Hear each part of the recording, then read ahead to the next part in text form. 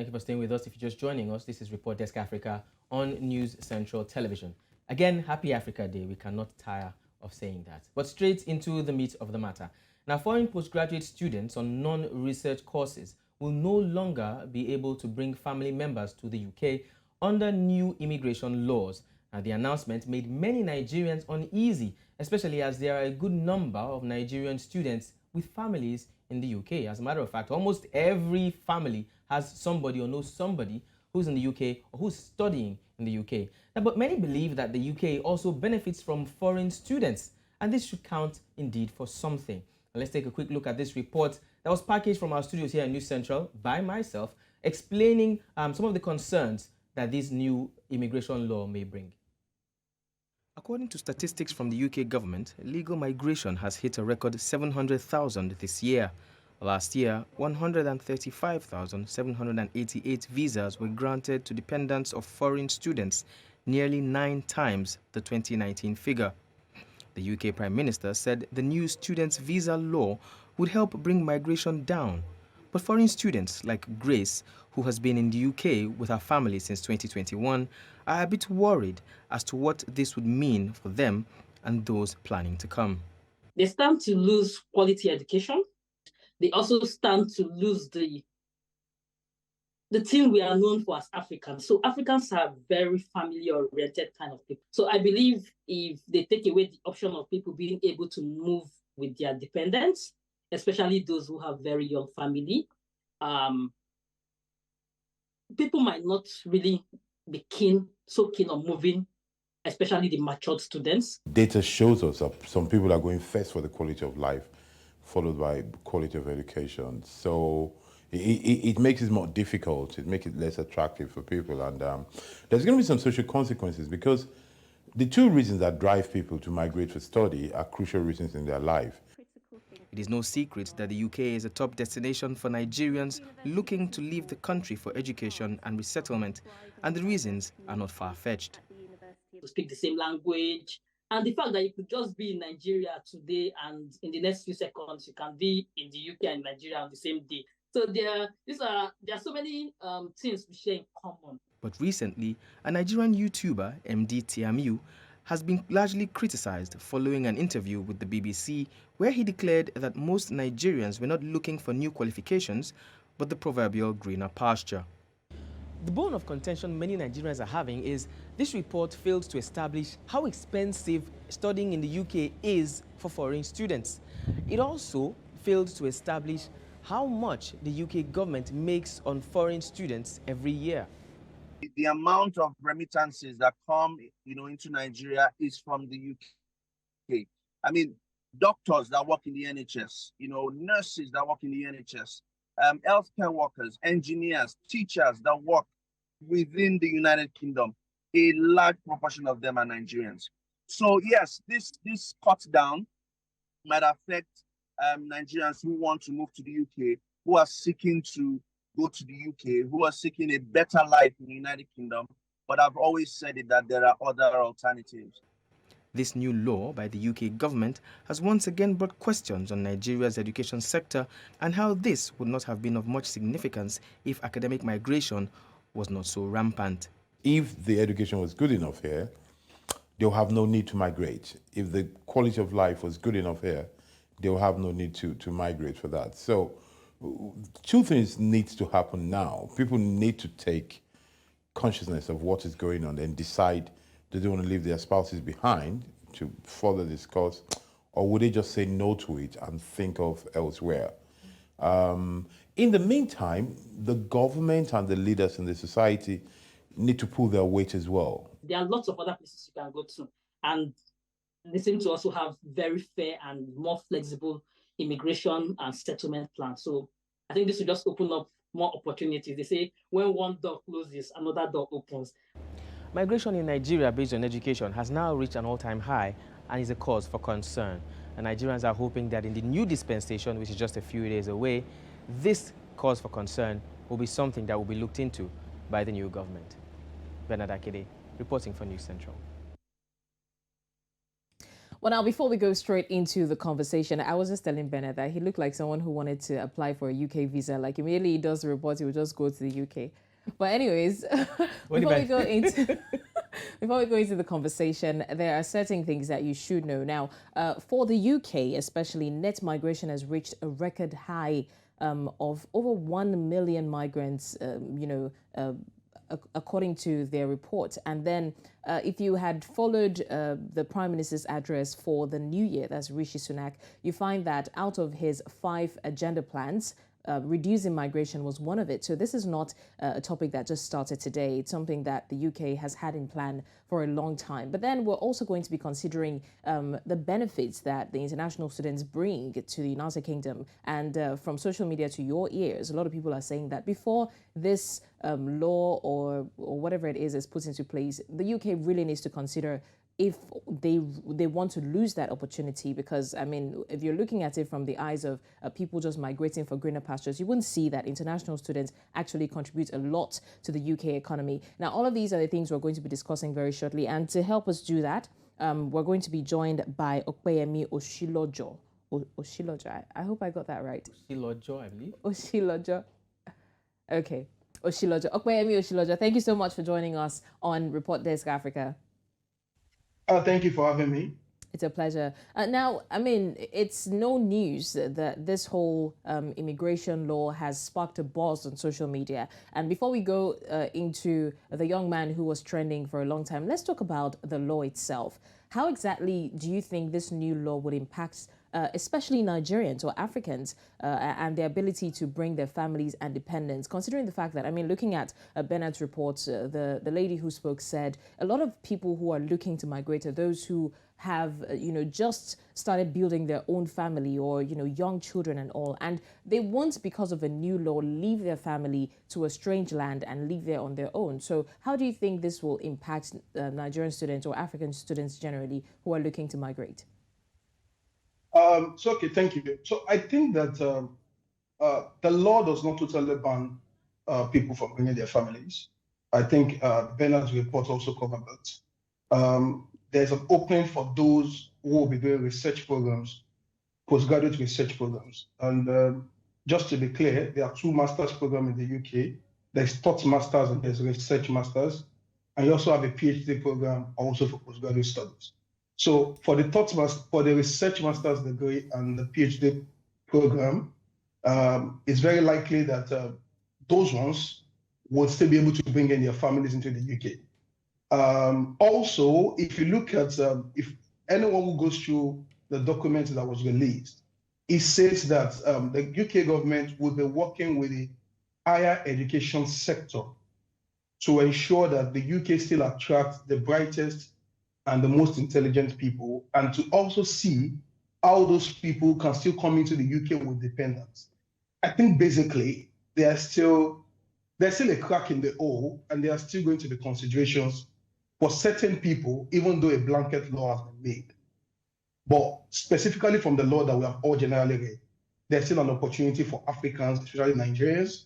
And I still think that for those who will be doing maybe thought master's degree program, if you are very, very good enough, very, very, very good enough, I think that the country would like to have it. But that kind of sounds like, the way you're putting it, kind of sounds like the UK is picking the best of the best. So we're breeding a UK where in the next maybe 50 years, you have all the superhumans living there if you are very, very good enough. But anyway, that's on the flip side. Now, besides just migration challenges with which the Prime Minister and and other ministers declared as the major challenge, which is what they're looking at. I remember there was also one interview I watched. It was GB News, where another Nigerian was being interviewed, Dr. Emeka Okorocha. And the question thrown to him was that between the year 2000 and now, about 10 million people, or rather the UK has increased by 10 million people based on migration, the largest that they've seen in a very long while. So besides migration, do you think there are other issues or other reasons why this came into play, or it's just migration? One of the things that was said by the Home Secretary was that, well, let me put it in my words, is that there's also a stress on public service or public service infrastructure. So just like you quoted, Bernard, between 2000 till now, there's been an increase of about 10 million. So the question is, how many houses have been built within that space of time? I'm not speaking for the government. I'm just trying to do an analysis here. Has been built in this space of time. Public transport infrastructure. You also look at what has the government added to their healthcare system. So I think that also was cited as one of the reasons why this decision was taken. And like was also said in the studio there, if you follow the agenda or the manifesto of the Conservative Party, I've taken my time to read it earlier today for the Conservative and other major parties in the UK. They all have immigration written somewhere there, and it's also a top agenda. And like the Prime Minister said, it was a promise that he made to the British people. So when you put all these together, it tells you why this was taken, why this decision was taken, even though it wasn't a palatable one for Africans, especially Nigerians. But like I said, the stress on public infrastructure was one of the things that was cited in the reason why this was.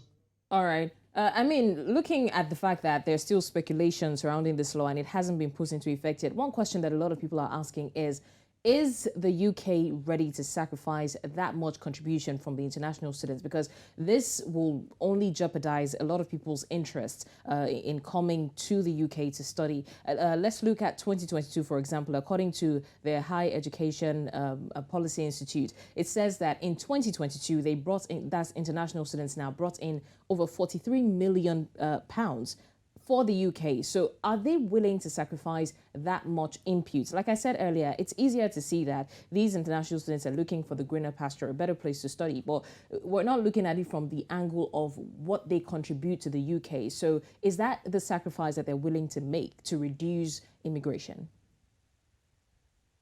So there are two ways to look at this, and I hope that my response doesn't get me trending. In this case, you'll be training for a good reason. You'll be training for a good reason. But there are two ways to look at this. They are not reduced. So when you look at the numbers, China brings the most foreign students to the UK, followed by India. China contributes about 23%, and that's about 150,000 from that 2022 numbers. Nigeria has just about 44,000 people. And when you check the flip side of that number, we contribute the most when it comes to dependents. So if we just do a quick conclusion, it similarly looks like the African countries, not trying to single out Nigerians, bring the most dependents into the UK. So in terms of what they will be losing, maybe a few 8,000 of people from the African continent. But they might still be getting more from Bangladesh, Thailand, China, India, and these other countries.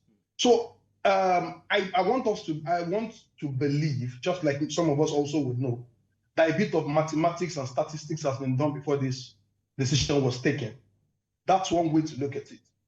Would they be losing something? Yes, they would be eventually.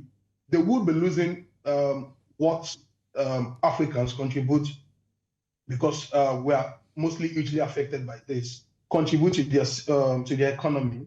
But also, they would similarly have time to prepare for some of us, maybe when they do lift this ban, they would have time to have improved on their infrastructure, their social services, and some other things between now and when they hopefully lift this ban. So when we look at it from that, from those parameters of the yardstick, I think that they might not be losing essentially as we think they will. All right, Opeyemi, just before Blessings asks our final question, did you see the video where MD spoke, the video that got him trending and a lot of Nigerians and Africans actually? As a matter of fact, that video made me see that Nigerians and Ghanaians could actually act as one together, because I saw some backlash from Ghana as well. Did you see the video? Yes, I did. Okay. All right. Just before you go, I want to play that video again, and then I'll come back and discuss and say a few things. I have a few things I want to say to him, but maybe not on air. So let's just play that video again for reference. For reference purposes, if we have that video, I want to show it to you again. They need the degree as an access route to come into the country. So a lot of these people get their priorities shifted real fast. So it's really about getting into the UK. Exactly. And It's then not about the staying here with a education. job. It's not really about the education. Thank you so much. Now I think where he got it wrong is the fact that he said it is not really about the education. It's more, in context, it's more about greener pasture. Do you agree? And I'm going to ask this because I had several, like you saw in that report I did, I spoke to certain people, and look, migration largely is for several reasons, but in this context, it's, for a better life and then for education. And it's not like Nigerians, speaking for many Nigerians that I know, are just going to the UK to suck on resources and that's it, right? There are contributions that Nigerians and Africans are making to the UK government. What do you think about that? Of course, we're not, like I said, we're not lashing him, but what do you think about that report that was played? That statement is not entirely true. There might be facts to it. We might need numbers to prove that, but it's not entirely true. There are people who have a better life in Nigeria than they currently do have here. It might change in the next 2 or 3 years, but I mean that they currently do have here. There are people who have a better life in Nigeria. And also to say that a good number of people come here it's not essentially about the education. I think that that's not entirely also true. When you do philosophy, when you make an argument, when your premise is wrong, your conclusion is likely to be very wrong also. So that's why I do not entirely agree with him. Even though it seems like the popular thing to say, I do not agree with him because we might need data to prove that, but I do not agree with him. I'm here because of the degree. I'm here to study. I could have picked a very nonsensical degree to study, and just because I want to migrate. But I'm here to study, and the money also does not. The money you're paying, the education is expensive. I know you said that in your report, Bernard. It's expensive. So if I'm migrating and you're spending maybe between 8 to 13 million or 15 million naira for a better life, I think that you would have a best life in Nigeria. With that amount. I'm telling you, I don't think I spent that in my entire university year in Nigeria, honestly. 8 to 13 million. Did I spend up to 2 million? I'll keep that as a secret. But I mean, so this is what I would like to say to that effect. First of all, right, just like Opeyemi said, it is not entirely true that people just go there. And with the way he spoke about it, it gives this feeling as though everybody comes there for an alternate reason. And that is not entirely true. There are people who are not all about migrating. There are people who are all about going there, getting a better degree and coming back. Because looking at certain fields in Nigeria, and not just Nigeria, all around the world, there are certain fields that your education matters. The more you grow, the higher you go, the more respected you are, the more you're prone to get better jobs and all that. So a lot of people don't exactly go there to, work their way, manipulate their way into the UK economy. So that's on one side. But I think that the challenge or the problem that Nigerians had with what he said or how he said it was there's something Yoruba people call they call pamisilema pamisita. So even though, and that means kill me inside, don't kill me outside. So don't kill me at all. Even if you're going to kill. So even though, or even if that is the situation, you shouldn't have said it, right? It's just making a bad situation worse, right? The law is going to take effect from 2024. Yeah. And the reason is that the UK wants to reduce migration. Their country, their rules, right? They didn't exactly put our own reasons into consideration when they did that. But now looking at the fact that it's even looking like these people don't even come here because of the education. They just come here for an alternative reason. It might now further enforce the fact that, maybe they shouldn't even come with dependents at all because it's going to be more liability for us. So a lot of Nigerians had a problem with the fact that he came out to say it, right? That, to be honest, that's a lot of people's silent plans. But should you have come out on national television, in fact, international television to say what you said? Absolutely not. And I think that's the problem that Nigerians had with what he said and how he said it. Definitely. I could not agree less with you. All right. Opeyemi, we want to say a very big thank you for joining us on this interview. Before you go, I'd like to ask, are you a dependent or do you have dependents in this country? I came alone. You came alone? I came here alone. Which means you have space for like 3 more. Can I recommend? Should Yes, we you come can. join you before 2024? Exactly. You have a good job in Nigeria. Thank you so much once again, Thank Opeyemi, you for so joining much. us. We do appreciate it. Thank you very much. All right. Bye. Yeah. So clearly, Opeyemi being a student over there has laid matters to rest, if you ask me. Yeah. And the report as well has made it clear. Let's not forget that this law is not only binding Africans or Nigerians particularly. Nigerians just came into limelight because of that report. Yeah. It's going to affect a lot of migrating students. And like he did mention, a lot of Asians, Southeast Asians with Chinese, Indians, Pakistanis, are also going to be affected. But Nigeria just came into limelight because of that report. And again, at the end of the report I do think it is time for our government to take education seriously so that we do not begin to run to certain countries and face certain rules and certain embarrassments. And even simply aside because the is not education, good here. Bernard, the economy should be stable. Opeyemi said something that if the Nigerian economy is okay, or economies in other countries, people won't be running away from their countries. I mean, who wants to leave the comfort of their home homes. to a stranger's land? You don't know what rules can come up eventually. I can't remember what country it was where one of the top persons in the country started calling migrants a threat to the society. Yes. So we don't want such situations. I don't want to be in a country where one day we'll just start hearing bomb blast, or one day someone calls me a threat and then tells me that I have to go back to my country. We don't want such situations. So I think it's high time we started prioritizing our economy, our education, everything that makes life easier for people. I mean, we're talking about that with the whole doctors migrating and all.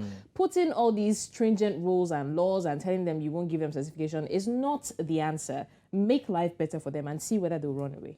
Definitely.